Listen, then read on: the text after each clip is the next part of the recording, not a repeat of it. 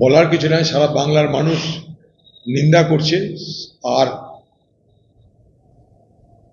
সন্দেশখালির পর চোপড়া আর শুধু বাংলার মধ্যেই সীমাবদ্ধ নয়, সারা দেশ জুড়ে তার প্রতিবাদ হচ্ছে, নিন্দা হচ্ছে। চোপড়ার ঘটনার নিন্দা সারা দেশ জুড়ে হচ্ছে।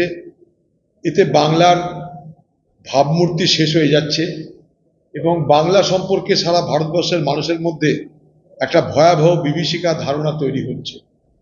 আমরা কোন বাংলায় বসবাস করছি যেখানটাই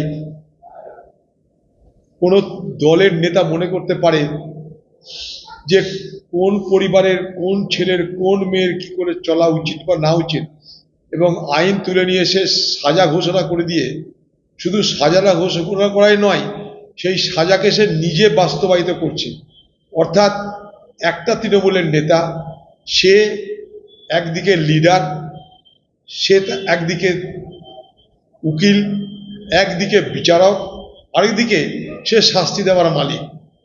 অর্থাৎ লিডার, সে জাজ, সে প্রসিকিউটর, সে এক্সিকিউশনার। এ অদ্ভুত এক জমানায় বাস করছি আমরা, যেখানটায় শুধুমাত্র শাসক দলের ছত্রছায়ায় থাকবার সুবাদে যা খুশি তাই করবার অধিকার অর্জন করা যায়।